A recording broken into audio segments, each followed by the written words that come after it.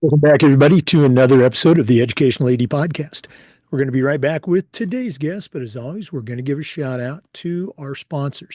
Now, don't hit that fast forward button. These are all companies that I used as an athletic director. They're all great companies, and I highly recommend you check them out. So take 3 minutes, listen to our sponsor shout outs, then listen to our interview, and then go and visit these great sponsors. I'm telling you, you're going to be glad you did. Here we go. We want to say thanks to Sideline Interactive, indoor score tables and video boards. Go to sidelineinteractive.com, schedule a live web demo, and see their products in action. Probably one of the best purchases I ever made was our Sideline Interactive indoor score table. Go to sidelineinteractive.com. Don't forget to mention the podcast. Check out all their products. We also want to thank our friends at Huddle. As a football coach, I used Huddle for years, but when I became an athletic director, I made sure that our school was a Huddle school, and our coaches just loved the tools that Huddle provided. Our student athletes loved the videos, and our parents loved the streaming, but there's so much more. Go to huddle.com, join the 8 million users, and turn your school into a Huddle school. We also want to say thanks to Ohio University and their online masters in athletic administration. My assistant AD, along with thousands of others, got his master's through the Ohio program, and it was a great experience. Very affordable, totally online. And while he completed his master's degree, he also completed 11 NIAAA leadership training courses at no extra charge. Go to the Ohio University Online Masters in Athletic Administration for more information. We also want to say thank you to our good friends at Vital Signs Wall of Fame. If you're looking for a really cool way to display your school record boards or show off your school's Hall of Fame, go to Vital Signs Wall of Fame and take a look at their interactive touchscreen video consoles.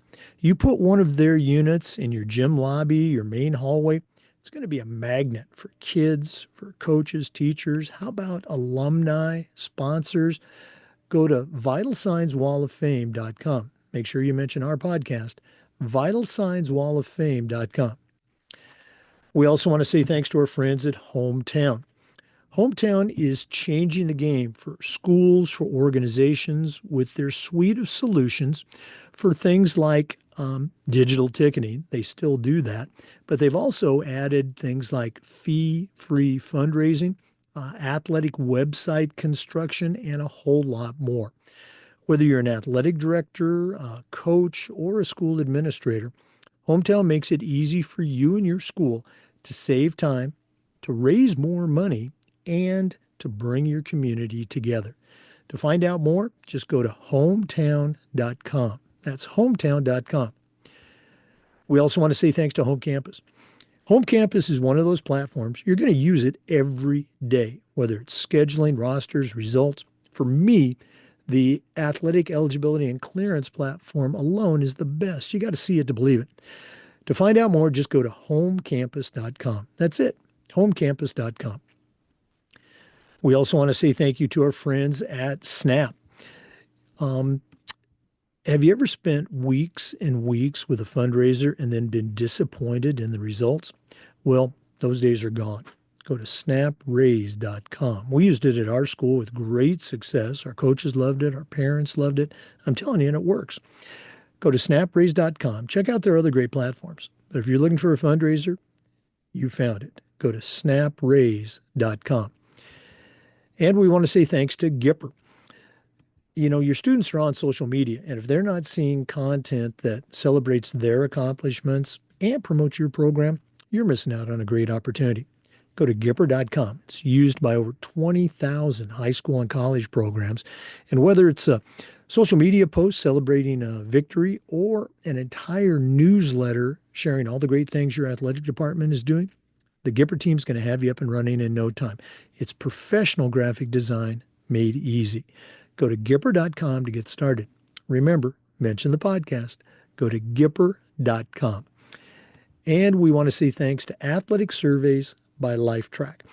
Athletic directors already get feedback, but a lot of times it's from a very small group that only wants to complain. Athletic Surveys will connect you to that group so you can hear their concerns, but they're also going to connect you to the 98% of your stakeholders that support your program. And having that positive data is incredibly valuable, especially when you're visiting with a frustrated parent, maybe your principal, or even your school board.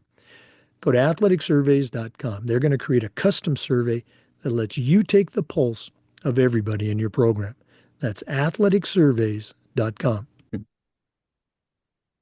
Welcome back, everyone, to another episode of the Educational AD Podcast.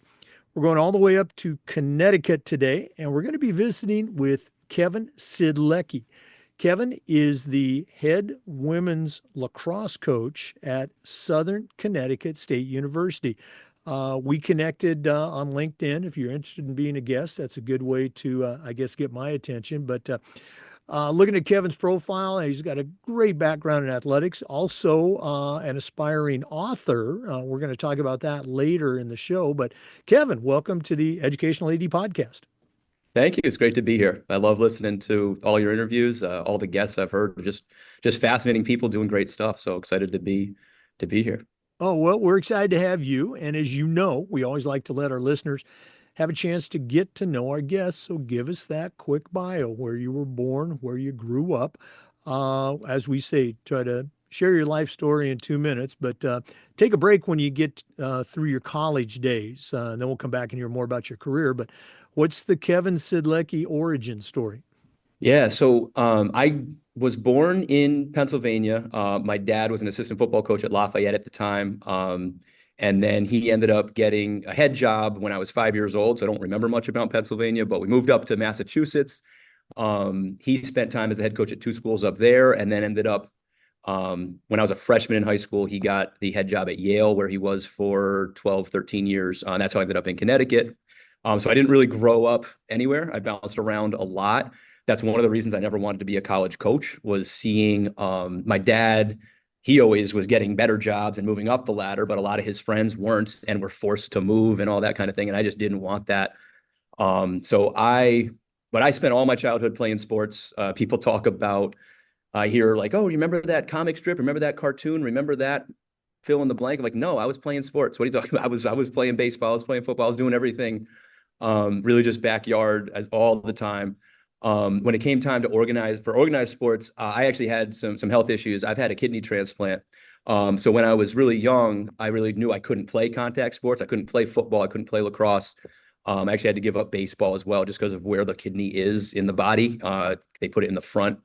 So I ended up putting all my attention into golf. I really loved baseball. I loved football, obviously, but never could play it organized. So I put all my attention into golf, and was going to go play golf in college, but got really sick actually my senior year, and I entered college at about 130 pounds, and just not in shape to be even a golf athlete in that world. So I ended up doing college the non-athlete route, which I always tell people when I'm recruiting, there's two ways to do college. You can do it as an athlete and have that experience, or you can do it as a non-athlete, and that's a very different experience.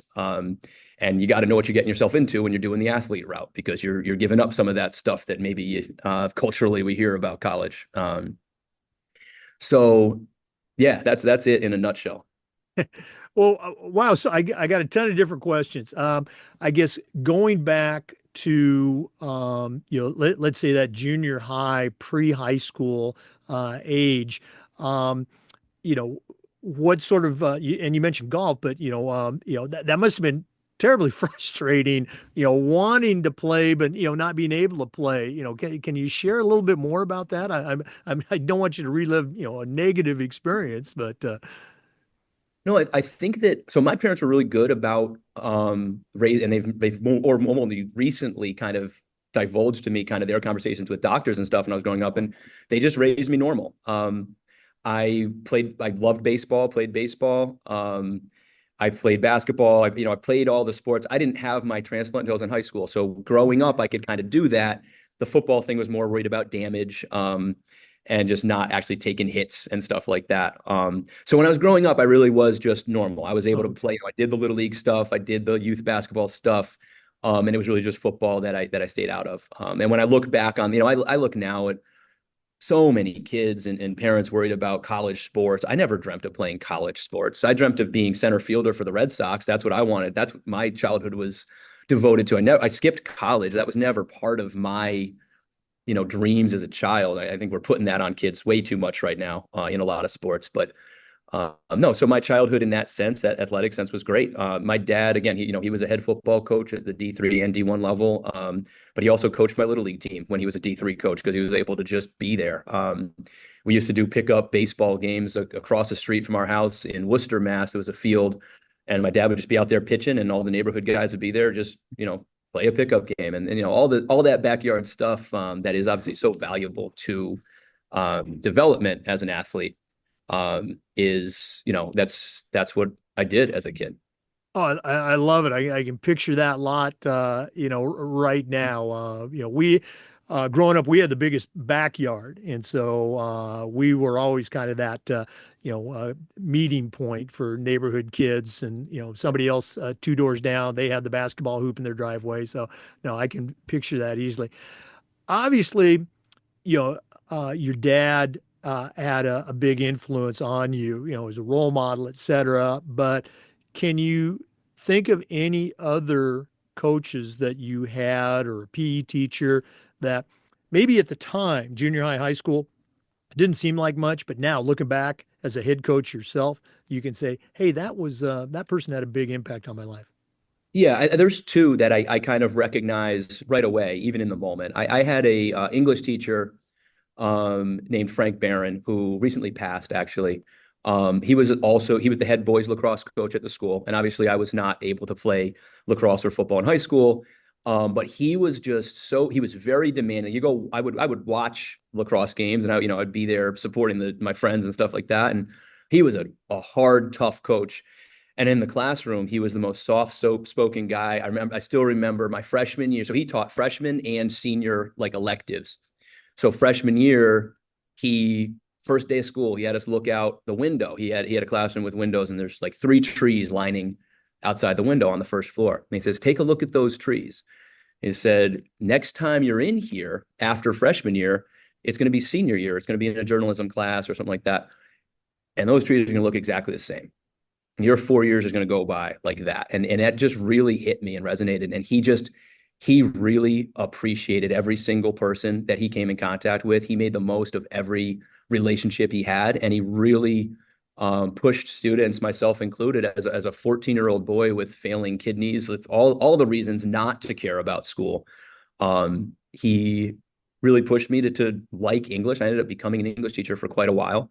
So he definitely had an influence. I think about him a lot when I'm thinking about just using sports to teach big picture things, because he did that. I know he did that in lacrosse because I had a lot of friends on the team, but he also did that in the classroom. He used English, and obviously, you have the poetry, you have that kind of stuff, the life lessons from literature itself, but he did such a good job of just using the classroom environment and the relationships in the classroom to just teach you to appreciate life. So he's 100%.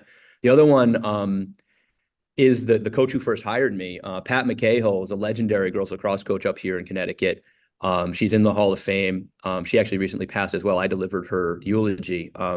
So when I was home from college, my kidney transplant failed when I was a sophomore in college. I had to come home. My sister was a sophomore in high school.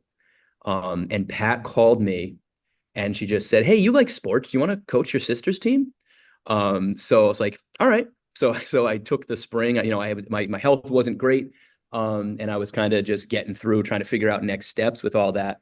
So I started coaching girls lacrosse that spring. I coached the freshman team at Daniel Hand High School in Madison, which is where I went to high school. And I just loved it. It was literally my sister was a sophomore. So like with the JV, she was on varsity, but with the JV and varsity kids, I had her friends that I'd known. We'd been in town at that point for 7, 8 years. So I knew all her friends, and I was literally coaching my family and her friends. I just loved the atmosphere of the team. And I think there's some psychology there of I didn't get to do that in high school. I didn't get to be part of a team sport. So once I got into that environment, I just really loved it. And the sport of girls and women's lacrosse is such a fun sport to coach. It's such a fun sport to think about.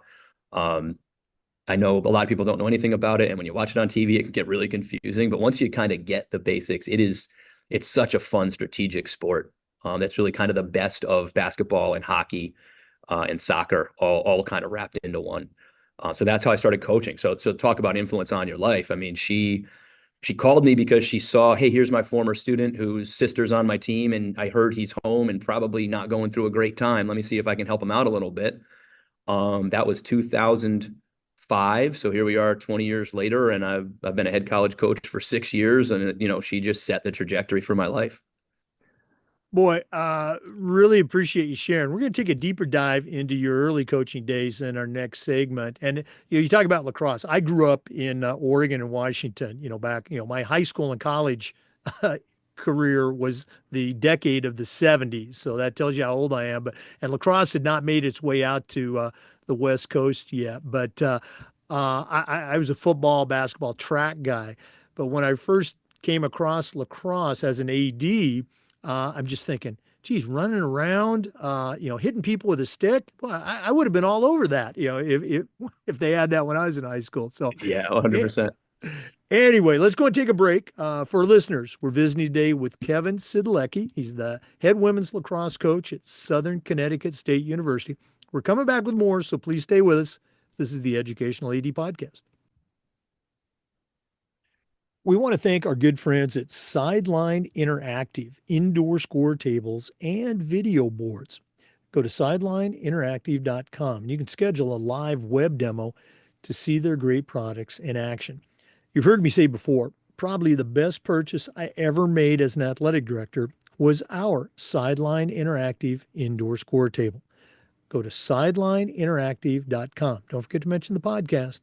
That's sidelineinteractive.com. We also want to say thanks to Huddle. As a football coach, I used Huddle for years, but when I became an athletic director, I made sure that our school was a Huddle school. And our coaches, all of our coaches, just loved the tools that Huddle provided. Our student athletes loved the videos, and our parents loved the streaming, but there's so much more. Go to huddle.com, join the 8 million users, and turn your school into a Huddle school. That's huddle.com. So yeah, so Pat McCahill called, asked me to help out with her team because she had an open spot for a coach. I fell in love with coaching, fell in love with the sport of women's lacrosse.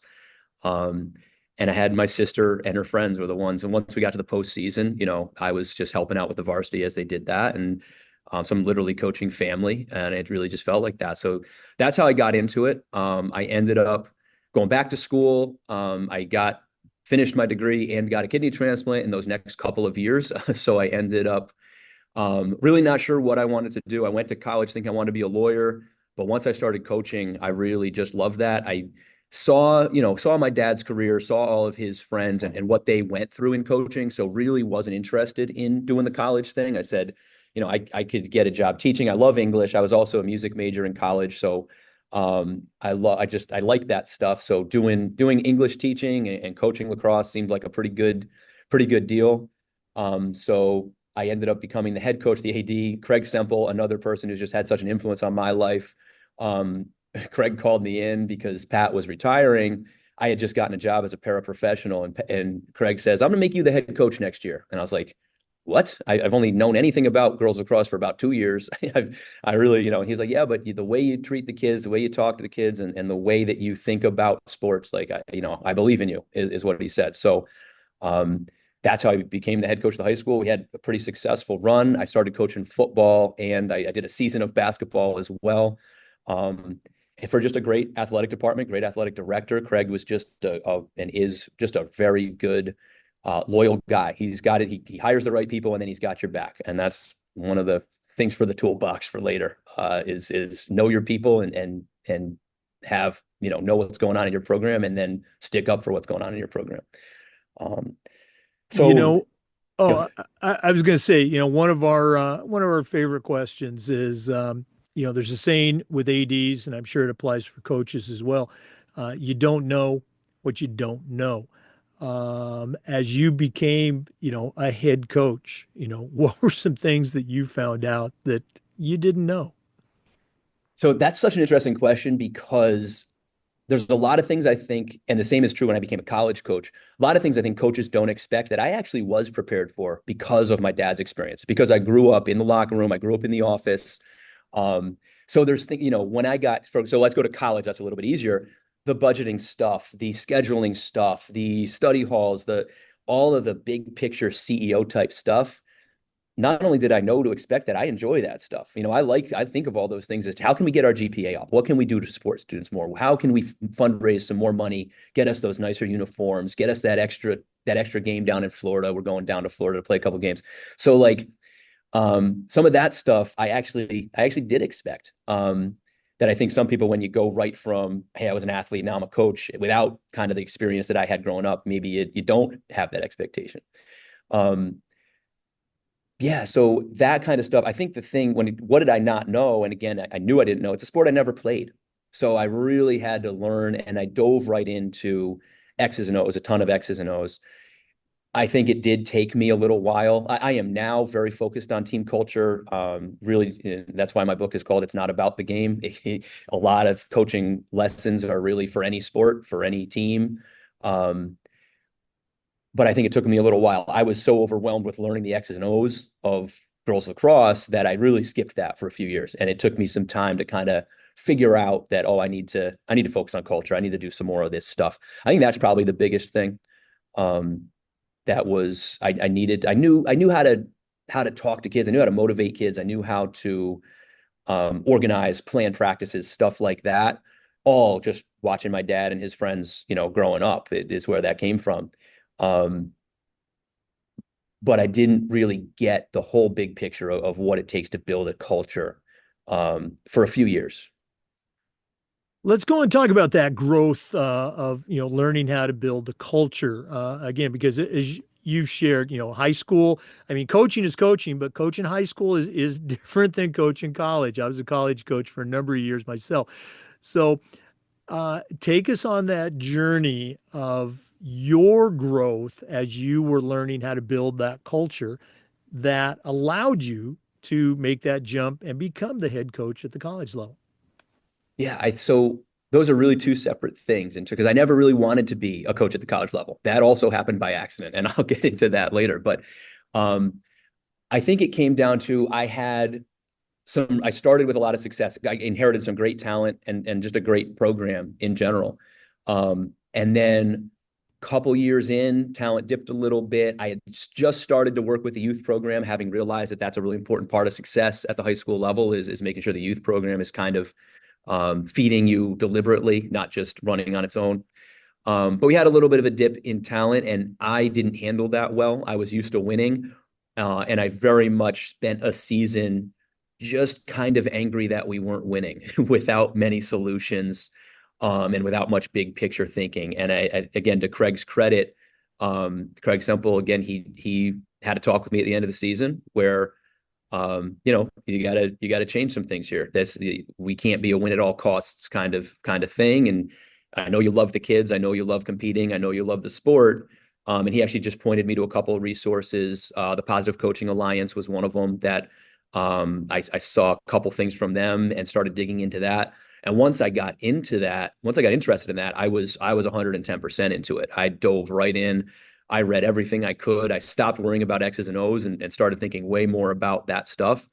And it really was kind of a single off season turnaround for me personally, in terms of trying to implement, okay, now I'm going to implement these kinds of things as the season goes on. What are our core values? What are our standards? Putting those on paper, getting the kids so that very next year we made a little keychain thing that they just stuck on their backpacks. That was, these are our core values, and our standards on the other side. So people kind of understand. So I definitely wasn't perfect that first year, but it was that simple of a kind of switch flipped where Craig said, you got to focus on some more of this stuff, and pointed me in the right direction. And I got a ton of resources that helped me out, and then grow from there. You can't do everything at once. So I had, again, the core values and standards were the biggest thing. As I grew over the next few years, it became, check-ins once in a while, making sure I'm referring back to those standards all the time, to grow where now, here I am 15 years after that, where I really feel like we have a good systematic kind of building of culture happening in the program. It's easier in college. There's way more time in college. Well, so many great lessons there. I mean, one, you had a great mentor, you had a great leader that, realized, and this applies to all of us, you, me, and everybody listening, we can always get better. I don't think any of us ever reach that peak. Oh, that's it. I can't get any better. He saw areas where, and again, he acknowledged, you do a great job here. These are some things you can do better, and then helped guide you and lead you and again, mentor you down the road so that you could get better. And you built on that every single year. Boy, very cool stuff. Um, you mentioned that becoming the head coach at Southern Connecticut State, happened by accident. And you've mentioned a couple times you didn't want to be a college coach. So talk about the accident. And then in our next segment, we're going to hear all the great things that you're doing at Southern Connecticut. But how did it all happen? Yeah, so 2016, I think. So I'd been the head coach at Daniel Hand for 6 or 7 years. We'd been successful coaching with a club program, and the job here at Southern Connecticut had just become a full-time job. And the woman who took it was working with our club program, and she's younger. She's now it doesn't seem like that big a deal, but I think she's 6 or 7 years younger than me. So back then, this was 10 years ago, and she was in her mid 20s and I was in my mid 30s. It seemed like quite a big age difference. And she is asking for help from somebody more experienced. She gave me a call and she said, "Do you know anybody who could help me out? Maybe somebody who has some time, somebody that's been around and has some experience," because she was right out of college. Really had 1 year of experience as an assistant coach and then was diving in. And I was like, I don't know. I was like, hey, I love coaching. I'll be happy. I didn't have kids yet. I'll be happy to show up and help out when I can, as long as I can keep coaching the high school, because that's what I want to do. So that's how that conversation happened. She asked compliance. They said, yeah, it's fine. Like, there's no rule against it. So I started helping her out really mostly in the fall because I had my spring season. But Division II, there's plenty of fall practice. And then long story short, she left to get a job. She's very successful now at a Division III program, winning championships. They hired a woman who ended up getting a D1 job right after. Like, I think she didn't even stay a full year. I stayed on to help her as well. And then she left in the fall. We're a union school, and I was the only one still qualified and technically able to coach the team. It's not like a private school where the AD could just step in for a couple of practices or something like that. So I have a conversation with the AD when the woman who left, the second woman who left, told the team, we're walking out of the office to go tell the team she's leaving, and she said, "Are you going to apply for the job? I feel so much better if you're going to take it." And I said, "Absolutely not." Like, I'm coach at this point. I was in like my third or fourth year coaching football. I was football, lacrosse. I was teaching AP English only, maybe a couple of junior honors. I just had a great setup in the high school, and I was like, I just don't want to. But that was the beginning of fall ball. So now we start fall ball. We go out, and basically at the end of 4 weeks later, at the end of the fall ball season, the captains come in and ask me the same question. "Hey, we want you to be our coach. Will you apply for the job? We're going to fight for you. We're going to support you to be the coach." And I said, yes. I had changed my mind over those few weeks with those kids. It was just a really great experience. It's just a deeper level of being on a team, like I experienced that first time when I was coaching in high school. So at that time, I was still coaching football and teaching full time while showing up to practice and getting them through fall ball. So it was a pretty busy fall. But yeah, so at the end of the day, the AD did offer me the job, and I decided to make the jump and give this a shot. Wow. I just so many different aspects I just love. Um, let's go and take a break. We're visiting today for listeners with Kevin Siedlecki. He's the head women's lacrosse coach at Southern Connecticut State University. You just heard how he got the job. Now we're going to take a break. After a break, we're going to hear about all the great things he's doing at Southern Connecticut. So please stay with us. We're coming back with more. This is the Educational AD Podcast.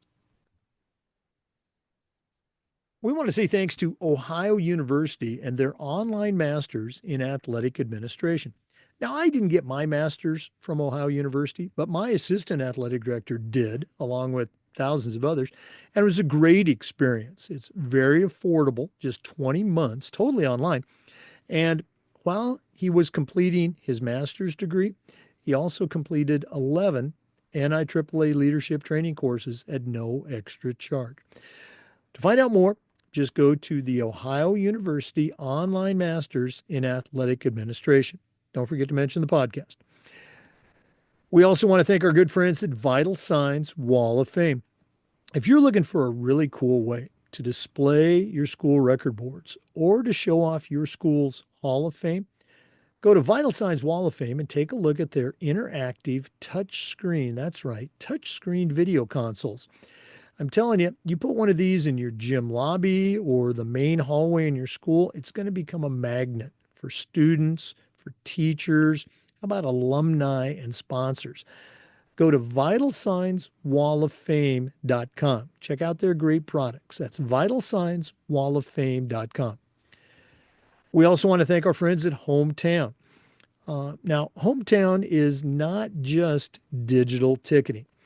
Go to hometown.com. See how they are changing the game for schools and organizations with their suite of platforms for things like, yeah, digital ticketing, but they also have fee-free fundraising, website construction for your athletic department, and a whole lot more.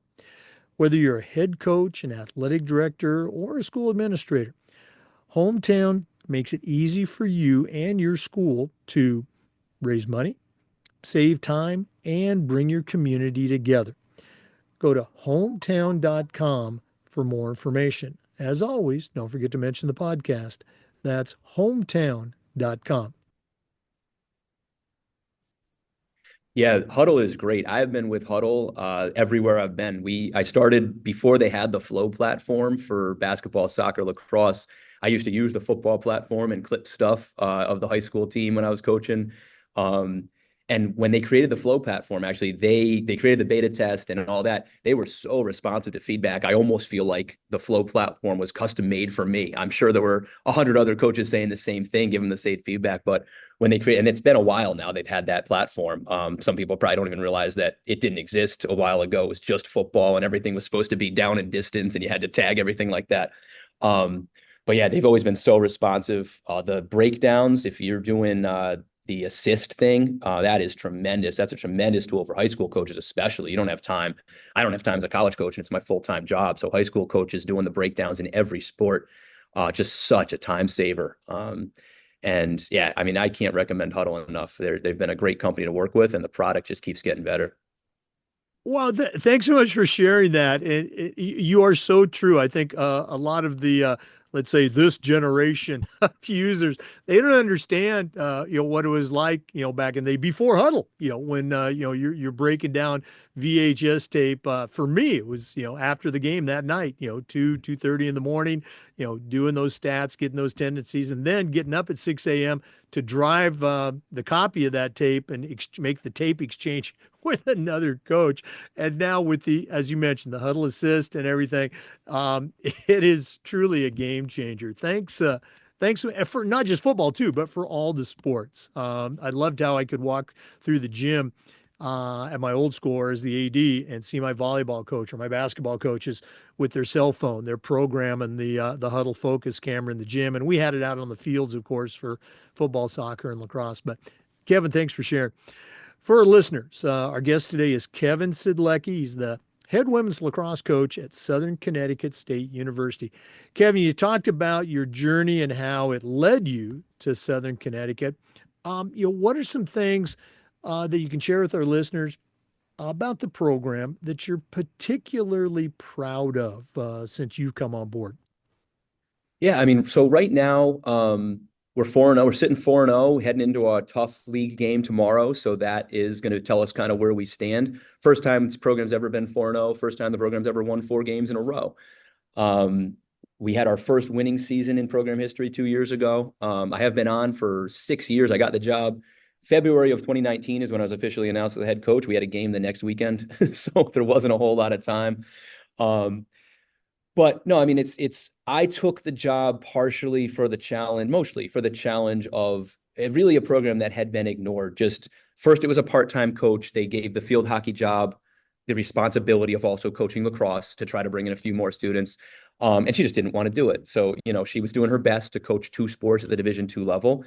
They split off the job, and that coach left after just a few years. I think, again, she's having great success at Division III level. I think she would have been great if she stuck around. Same thing with the next one. She went on to the Division I level. So it's just a program that didn't have stability.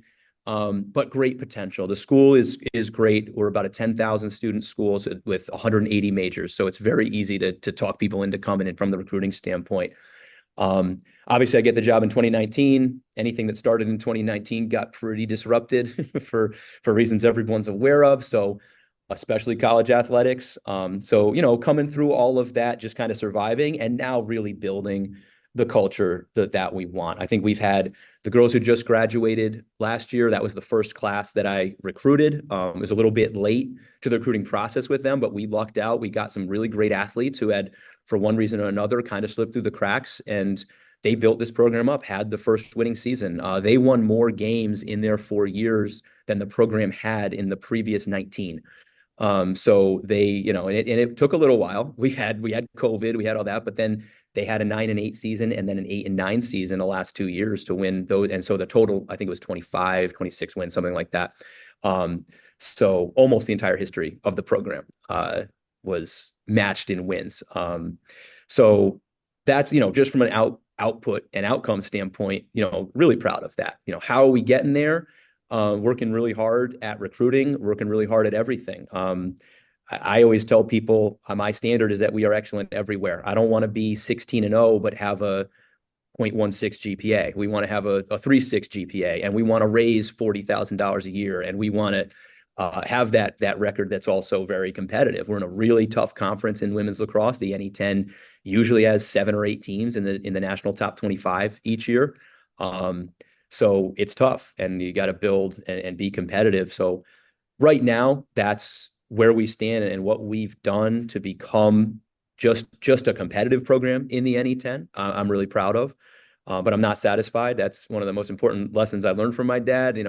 My dad, he was amazing. No matter what I was doing, whether it was playing baseball, playing music, whatever, he was always proud of what I was doing and is always proud of what I'm doing, but never satisfied. There's always that question of what's next. We're not resting in our we are not resting on our laurels. It's great. Be happy. We're 4-0. We enjoyed that. And we took 2 days off. We took Sunday and Monday off. Not really. We did film on Monday, but we took it physically off. Now we got to go focus on Thursday's game. So I'm proud of what we've done so far, but I'm not okay being a 500 team. Going from really bottom of the barrel to a 500 team is an accomplishment I'm proud of, but there's more to go, and we're going to continue to grow from there. Right. No, I use that for a long time. Hey, let's be happy with what we've accomplished, but let's not be satisfied. Let's try to get better. I was, 20 plus years ago, I read Good to Great, and just, something I refer to constantly. Many of my coaches can recite those passages that I've shared with them. You talked about recruiting. Let's go and do a recruiting pitch. You mentioned some core concepts of your program, the type of kid that you're looking for. But let's talk about the college. Why should our listeners send their student athletes to Southern Connecticut State University to be a part of your program? Awesome. Thank you for the opportunity to sell it. So I got my master's degree here more than 10 years ago now. I'll just leave it at that. It's a great campus. I always say if you kind of picture an American college campus that you see in the movies, like any college scene in a movie could be filmed on campus here. We've got the academic quad, we've got the dining hall, we've got the dorms that are all kind of just the picturesque, like absolute ideal of college, especially, the classic like September, October in the fall. We have a rock wall, like a rock cliff that abuts our field, and in the fall, the foliage on the cliff with all the trees and everything, like just really a beautiful place. Academically, our business program is tremendous. Our nursing program is tremendous. Our education program is great. Those are the 3 big ones. We also have 180 other majors. So, we're recruiting juniors in high school to make verbal commitments. Most of them probably should change their mind about what major they want by the time they're actually graduating from college. So they've always got that. And that's something I'm always telling them, like, hey, yeah, you want to be a nurse? Great. We have a great program for that. And it's Division II. We're going to make it work, even with all the clinicals and the schedule. But hey, you change your mind, you decide you want a business major. We've had 3 people do that in the program in the last 4 years. So there's other opportunities, other great places to land academically. And it's also a really good value school. It is, we have some scholarship money as a Division II program. We have academic merit aid that has improved. We have a regional rate for everybody on the East Coast. So basically, if you touch the ocean or you're Pennsylvania, you can come to Southern Connecticut for just barely over in-state tuition. So there's a lot of great reasons to come here. Well, we're going to do this at the end of the podcast, but on a couple of different levels. If one of our listeners wanted to reach out, pick your brain a little bit more as a coach, as a leader, as somebody who builds culture, or and if they want to find out more about Southern Connecticut State University, what's the best way to get a hold of Kevin Siedlecki? So my name is hard to spell, but the email is coachsidlecki@gmail.com. My dad's annoyed that I took that because I got it right when Gmail came out. But so he's Coach J Siedlecki, but I'm Coach Siedlecki@gmail.com. It's Siedlecki.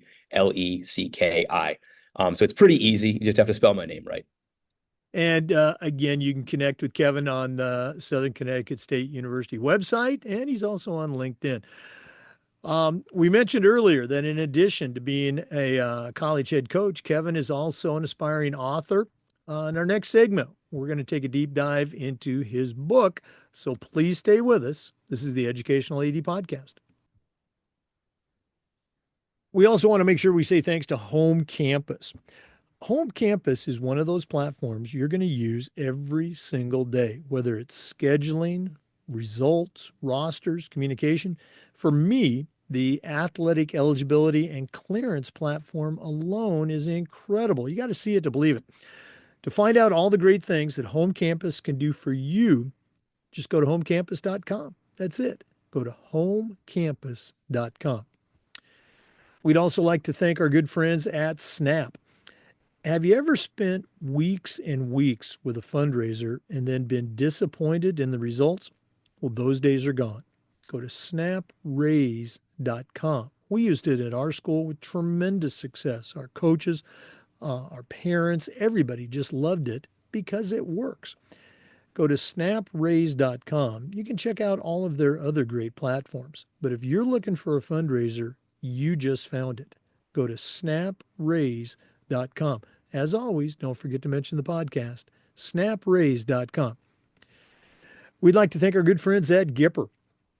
Your students are on social media, and if they're not seeing content that celebrates their accomplishments and promotes your program, you're missing out on a great opportunity. Go to Gipper.com. It's used and trusted by over 20,000 high school and college programs. And whether it's a social media post to celebrate a victory or an entire newsletter that showcases all the great things your athletic department is doing, the team at Gipper is going to have you creating world-class content in seconds. It's so easy, even I can do it. Go to Gipper.com to get started. Once again, go to Gipper.com and don't forget to mention the podcast. Welcome back, everybody, to the Educational AD Podcast. Kevin, we've shared with our listeners, kind of teased them that in addition to being a very successful coach and leader, you're also an aspiring author. You've got a book you've been working on. It's, scheduled for release, in sometime in the near future. But as someone who's been involved with a couple of books, I just find it fascinating about, the why and the how. So in your case, why did you decide you wanted to write a book, and how did it all come together for you? Yeah, good question. So just like my coaching jobs, it happened by accident. I started journaling in 2016. One of my captains had an opportunity to go abroad with the school during our spring break. Now we have 3 games over spring break, and the school policy is if you miss a game, you have to miss another one. So she was going to have to miss 6 games as a captain. And that moment really got me thinking about what am I teaching? Either way, right? What am I teaching? If I tell this kid, no, you can't go abroad, you can't have this once in a lifetime experience because you've got to play 3 lacrosse games, what am I teaching her? What am I teaching the team about the value of sport? Of course, you need to make sacrifices for athletics. Of course, we need to have a level of dedication to what we're doing, but what's the line there, right? If I say yes and let a captain miss three and then miss three more, what am I teaching the team about all those same things? So that really felt to me like a true dilemma in the sense that there was no right answer. So I started writing about it. I started journaling about it, and I asked myself those questions. What am I teaching the team? And that just absolutely ballooned into two full notebooks of handwritten notes about a bunch of different topics. And I ended up taking a look at all the things I'd written, and I was like, huh, there might be a book here. So I started organizing things by topic, and that's where you get kind of the chapters and the headings of each thing. And then I kind of put it away, and I was like, okay, I did that. I figured things out. Now, people will, of course, ask, what did I decide to do? Thank God she chose not to go abroad. She came to that decision on her own. So I did not have to make a decision in that. We were prepared if she, and I had talked to her about it, if she had gone abroad, I was going to allow it, but I was going to say, you've got to double down on proving your dedication, because that's what it's really about, right? Why do you miss 3 games? It's because you're showing a lack of dedication. So from now until you go, what are you going to do to prove to the team, look, I'm doing this because it's a once in a lifetime opportunity, but I am dedicated. Here are the extra things I'm going to do. And she had talked about doing private lessons with the freshmen and taking on all the communication from the fundraising and team building stuff. She was just going to take on extra to prove the dedication. So, and that's a lesson I carry on now. We have a girl right now who is on the Irish national team, and she just missed a couple games because they had a tournament, a sixes tournament in Portugal. And it was not, that time it wasn't hard for me because I'd already thought through it. And that's what the book kind of did for me. I've already had this conversation with myself. This is a once in a lifetime thing. She could be in the Olympics. They went 6-0 at that event, so they qualified for the next step. She could be in the Olympics in LA. That's worth missing 3 games for. And again, it's what are you doing to prove to the team that you are dedicated? And she's missing to play lacrosse on a world stage, and that's so again. The process of writing that book made that decision easy. And that's what values are for, is making your decisions easy. So that's what happened. And then in terms of how it got published, my dad was asked to write an introduction to a book that I wrote for him. And the publisher reached out and said, that was really good, Jack. Do you want to write a book? And my dad was like, oh, my son wrote it. So then I hadn't touched the book in 5 or 6 years at that point, but he reached out to me and I said, oh, your dad said you have a book. I was like, oh, yeah, I kind of put it away. I had gotten what I wanted out of it. I had kind of firmed up my coaching philosophy. But then, I sent it over to him. He liked it and kind of got the ball rolling on getting it published. Well, again, great process and how you talk about accidental. My first book, which obviously led to the rest of them, I had a good friend that we had shared the toolbox tools on a podcast episode, and he goes, Jake, this would make a great book. And I go, you think so? And here we are, 5 books later. You shared the draft with me, and again, I had a chance to read it. Just some really, really great stuff. I'm excited for when the book comes out. I'm going to try in our remaining time. I'm going to, ambush you here with some topics from the book. I guess I was just on someone else's podcast recently, and I kind of talked about this concept. But share, if you can, with our listeners the story in your draft about Katie. Okay. Do I need to give you some more You do, or? because I changed all the names. So I don't remember which one Okay. that is. Yeah. And again, um, an athlete, I'll set it up from my perspective. It's great to hear Facebook, get Facebook posts or emails from former athletes. Hey, coach, thanks a lot. Appreciate all you did. Those are, and I'm sure you get those too. But it makes me think about, this athlete that maybe came out as a freshman, but then didn't come out again because I was too much of an old school coach. And you kind of talk about an athlete, Katie, that you felt that you and the team they were there for her, but not in the way that she needed. Does that help you out? Yeah, there you go. Yeah, yeah. And that's a huge, that's in my chapter. It's not about the team. I think that we focus so much on that. We focus so much on sacrifice, as I talked about before. There's got to be a limit to that. It's still sports. Like, yeah, there's great life lessons. Yeah, we take it really seriously, but like we got to have more perspective. And the story with Katie really is an example of how I learned that the hard way for her as well. She was having a really tough time at home. She didn't really feel comfortable opening up to anyone on the team about that. Um, and her performance on the field suffered. And at that time in my career, we're talking before the kind of transformation and the switch flipped to focus on culture more. Um, Her performance was suffering, and my answer was, I was compassionate. I said, "Hey, is everything okay? What's going on? Don't really seem like yourself at first." But then she would miss a practice, and kind of the culminating incident was she had to get picked up from a friend's house the morning of a big game, and we were all just kind of upset. What are you doing? Not sleeping at home? And people were saying, "Oh, she's out partying, whatever." Well, that's not what was going on. She was having trouble at home. She had left home for the night, still unclear whether she was kicked out or she had decided she'd had enough at that point. Um, but we weren't there for her. She needed support way more. She needed us more than we needed her on the team. And we weren't creating that environment for her where she had a place to go and people who supported her, because her worth and her value was too tied to her production, and her production had slipped.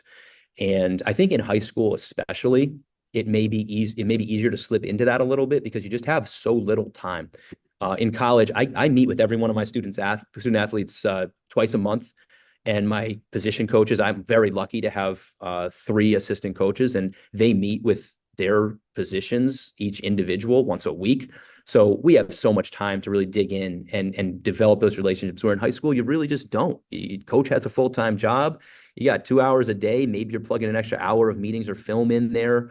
Um, and I think in high school, that's where I got to, and it was one of the incidents that really made me shape up. Was this is a kid who needed me, who needed us, and we did not have a culture in place where that was valued, that her life beyond athletics was taken into account, and where she felt she could get some support from us.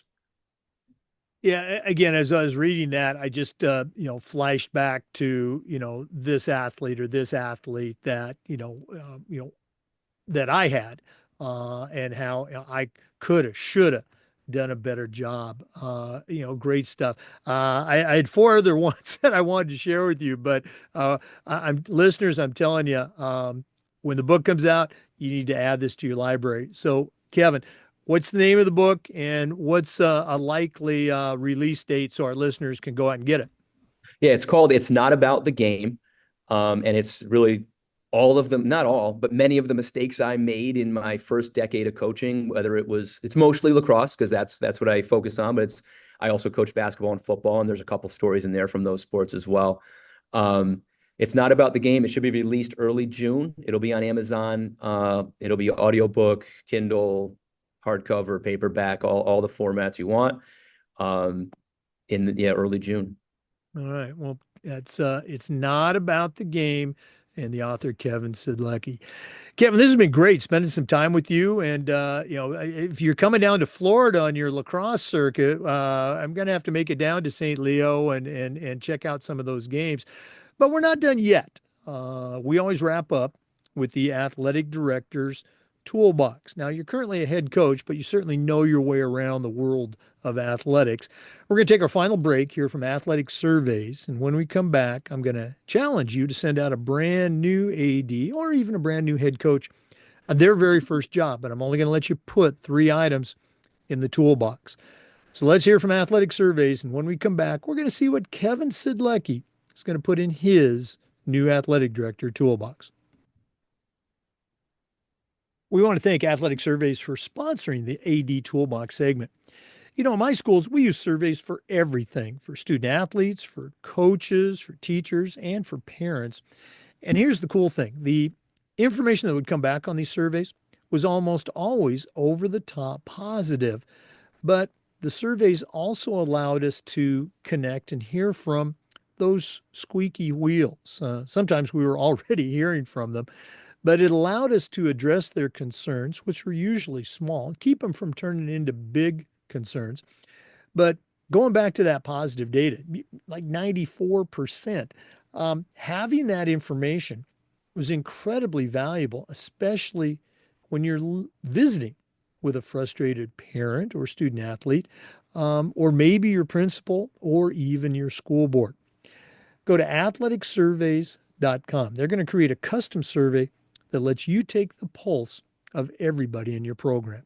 That's athleticsurveys.com. As always, don't forget to mention the podcast. Well, it's that time of the podcast. We've been visiting today with Kevin Siedlecki. He's the head women's lacrosse coach at Southern Connecticut State University. Tremendous background in athletics and leadership, also an aspiring author. But right now, we're going to challenge him to send out a brand new AD on their very first job. But Kevin, I'm only going to let you put three things in the toolbox. So, what three items are going to go into your new athletic director toolbox? The first thing, I mentioned it earlier, know your values. You got to know your values and you got to stand up for them. I mentioned that Craig Semple, the AD I had at Daniel Hand High School, was so good at that. I was pretty lucky with parents, only had a couple issues. And two times parents came into the office to complain, and two times he basically told them to leave because what they were saying did not align with his values and wasn't part of what we were doing in athletics. So that I think is really important. You got to dig deep. You got to know what do you believe in? What are your values? And how does your program represent those values? That's true for a coach, for an AD, for anybody. And my dad always used to say, when you're a college coach, you're going to get fired. My dad spent his career in college football. You're going to get fired. Do it your way. You don't want to listen to the advice of somebody else and bend on your values and then wonder, well, what if I had stuck with my values? And on the same by the same token, you don't want to work in a job that doesn't align with your values. So knowing your values, standing up for your values, being firm in what you believe in, and doing it your way is important. Another side of that coin would be just listen fully to everybody. I can't tell you the number of times that I've started explaining a situation and I get cut off with a solution to a problem I already solved, but it was context for the new problem. So it's like, I don't get the whole story out. So listen, don't cut anybody off. Just listen, just sit and listen. Took me a long time to learn that lesson as a coach. But now I will never stop a kid from talking at this point. We do our individual meetings, like I said, twice a month. And I'm going to ask a kid, how's it going? I'm going to have direct questions each meeting, and I will never start talking until the athlete is completely done. I think that's really important. And along the same lines of that, when you're listening, and maybe this is number 3.5, but try not to say no. I think I heard somebody on your podcast say that his favorite coach was somebody that he said no to more than anybody else, but he also said yes more than anybody else. And I used that. It was you. And I used that line on one of our associate ADs last week because I had 3 crazy ideas for him. And guess what? I got 1 yes. So, and I said that. I was like, okay, I got probably more no's than any coach today. And he goes, yeah, but you got more yeses too. So finding ways to say yes. Our administration here is tremendous at that. We have several associate ADs in charge of different things, so they're able to really focus on their area. And I don't ever hear no. I hear, okay, interesting. Let me think about that. And then, well, can't do it that way, but would it be okay to do it this way? Would you be still interested if we could do it like this? So finding ways to make things happen and not just dismissing ideas that seem crazy. So that's kind of number 2 and 2.5 there. And then the biggest thing, I spent a lot of time doing real estate as well on the side. I stopped doing that when I sold everything I had during COVID. But one of the biggest things I loved about real estate, you find the win-win. There are win-wins. There are just so many opportunities for both sides to leave happy in conversations. And that happens. So a quick example here. I mentioned Florida is in our New England rate now, our regional tuition rate. Florida's down to. Well, that was a push from athletics because we were having the conversation that, hey, if we had that and we could attract kids from Florida, and this at the time was just, let's get to New York. If we could attract those kids because their tuition's lower, we'd bring in X number of kids. Doing the math for admissions and for financial aid to look at it and say, okay, this is an opportunity. It's not just some kids paying less. This is an opportunity to bring in way more students. And then that passed. And now, as of this year, if you touch the ocean or you're in Pennsylvania, um, you come for that regional rate.